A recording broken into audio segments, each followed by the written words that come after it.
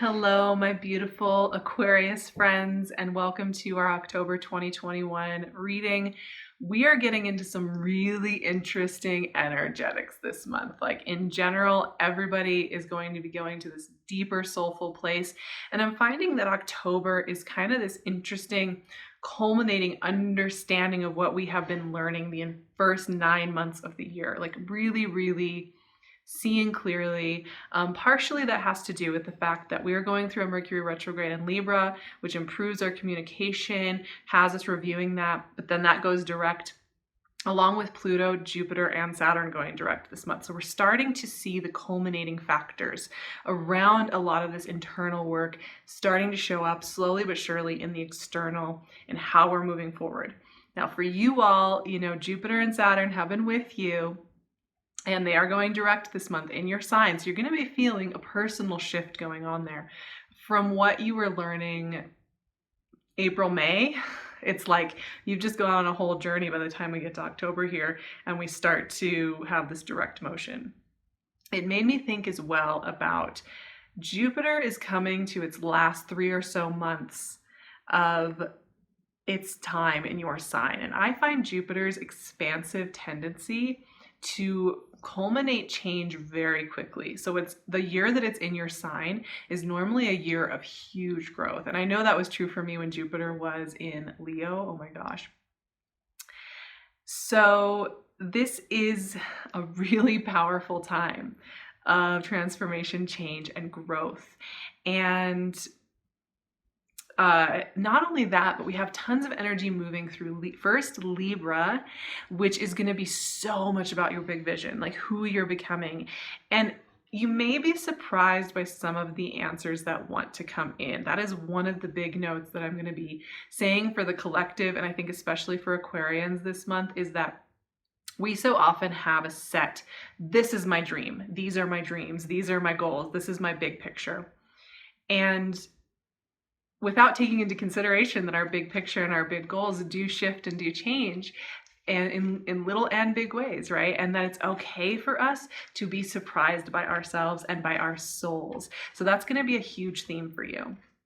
Especially as we have a Mercury retrograde going through your 9th house, a new moon going through your 9th house, sun going through your 9th house, and Mars going through your 9th house. I mean, all this energy is moving through Libra, fellow air sign. It's going to trine with you. It's going to encourage you. It's going to get ideas flowing. It's actually really great energy. All the energy in Libra this month is going to be fantastic for your creative vision. And then as we move into Scorpio season, on the 23rd, the sun moves into Scorpio. You're going to start to also be thinking about your reputation, and it's another big vision energy, how you want to perform in the world. And while I am all about authenticity and like being true to ourselves and really sharing our truest selves with the world in that kind, loving way, we got to have fun with our performances too, right? And there is such a thing as an authentic performance. It's a tricky thing to find, but you can find it. King of Cups in yourself. You can find authentic performance in self. And this is Scorpio season going to be bringing up some of those themes, and we'll get more into that as we dive deeper into Scorpio season in the following month. But to be clear, this is just a powerful month.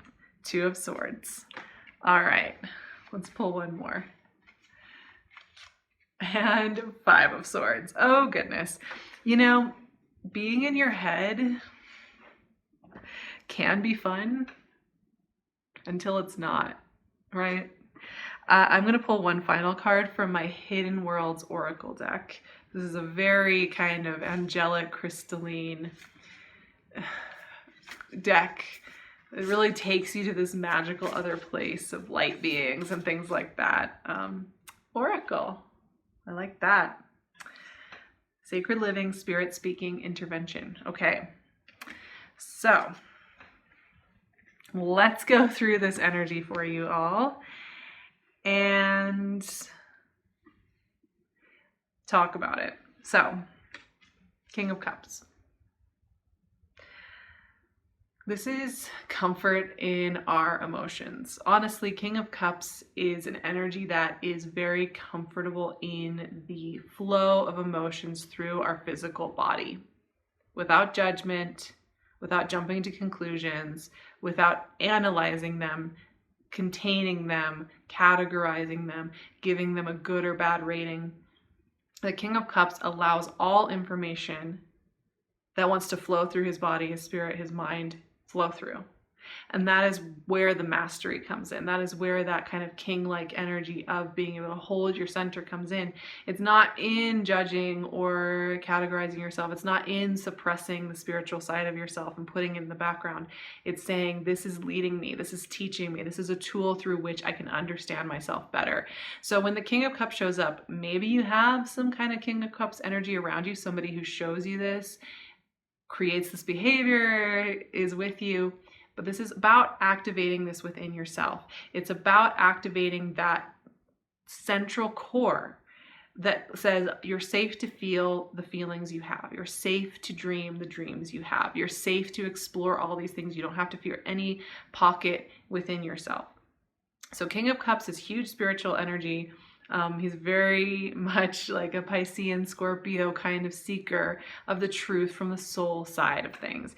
And the fact that he's coming here first tells me that this is a guy to pay attention to this month. This is an energy to pay attention to this month and lead with, because we get followed up with these two dear friends, the Two of Swords and the Five of Swords. Now these are like mental Olympics cards.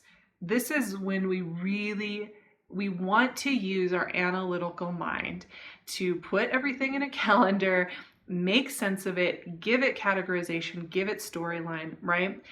There is a part of being human and having a brain that is about that constructing story, constructing consistency. It's an important part of our brain. It's how we get to appointments on time. It's how we show up consistently to practices. So it has value. However, when we let it try to spiritually lead, right? We try to get it to understand our soul.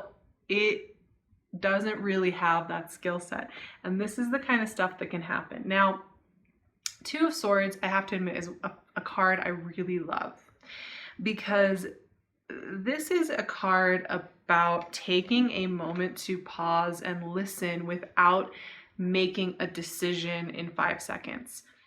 It's the permission, if you don't feel clear, like let's say you just don't know if you want to say yes or no to something. You don't know if you want to make that move or do that project or dive deeper in that thing or live that lifestyle. You just cannot get yourself to land on one clear answer. This card says, okay, stop trying to think your way into the answer. Stop trying to wield these swords, right? Stop trying to logic your way, pros and cons list your way into the answer of your life. And you want to listen to the water and moon spiritual wisdom that's trying to come through. So just take a breath. Stop trying to decide. Stop trying to get to the answer, and it will come to you. So it's a reminder there. If you're feeling pressure to have it all sorted by 2022, you want to have it all done, yes and no'd and judged and all of that, take a pause during that Mercury retrograde especially. Now we also have the Five of Swords. This is a card that I think has a bit of a reputation for being dramatic. And, you know, there is this level of what's the true story going on. This energy, Five of Swords energy, is very much about that. And yes, I'll admit it, you know, Mercury retrograde and all this energy moving through Libra can, and including Mars moving through Libra all month as well, can be a time where it's hard to tell how to communicate or how to receive communication or what's what. But the way that I see that is, this is a time to stop acting the way we always act in culture, where we have to like have conversations, judge, and make conclusions, run around getting the answers, making the answers happen, and take a moment to look around. I also find that this card speaks more than anything else to self-trust. And do you have it? Because when we don't trust ourselves, like we feel like we give away our energy or we don't set the boundary we need or whatever in any dynamic, even one with somebody who is quite kind, it's very hard to trust another person. And that's where we start to kind of look around and second guess ourselves. So the cards to this month are telling me over and over again, truly over and over again, take a breath, lean into trusting yourself, and listen to your soul song first before taking action. Don't lean so heavily on the analytics. I know you're brilliant people with quick-witted minds, and you can use, I do find that Aquarians are very good at using your mind to do beautiful things and to do spiritual things and to do all that work. I do think you are totally capable of that. However, this is asking you to relax that modality a little bit and go more intuitive and see what comes of that, because things are trying to get born and come to life through you, but they can only do that when you relax some of that analytical space just a little bit, right? Let's talk about this oracle card. It's an oracle card, and it's literally called Oracle. Sacred living, spirit-seeking intervention. So, this makes me think about ritual, because when you think about like these old oracles in the ancient world that people would go and visit, those oracles would be in these settings. It would be this whole ritual of going to this oracle who had a devotional practice, I'm sure, of some kind, who knows. I'm not a scholar on this part of history. And the showing up, right, to the prayer, to the meditation, to the ritual, to the sacred fire, to the asking of the questions that you're really wanting to ask. And I think that's key with oracle energy, because it's kind of like what Einstein said, about if he was given a problem, he would spend most of the time thinking about the question he was trying to ask, right? Rather than the result he wanted out of it. He'd be asking, where are my questions? Where are my places of deep seeking, deep longing for knowledge? Where do I really want to know something? Because we can ask hundreds of questions in a day, and we do. We ask ourselves hundreds of questions in a day, but they could be all questions that don't really ask the question we really want to ask ourselves. So get creative with the questions you're asking yourself this month. Get creative with the way that you are allowing answers to come in. Are you trying to pros and cons it? Are you trying to intellectualize it? Are you trying to read your way through it? Or are you just letting that part of your brain go offline a little bit and seeing what flows through? And that is the message that is coming here, my friends, and I really love it. And this is kind of an overarching message, so it's one that maybe feels like you want more specifics on, maybe a relationship or a career, but this is all the modality through which you're going to figure that out. So I'm so excited to see what October brings you, my friends. This is such an interesting reading, and I love it. And I'm going to take my own advice on this one. Honestly, as I'm sitting here, it's like this reading kind of just came through me, and I'm like, okay, I'm going to take this advice as well.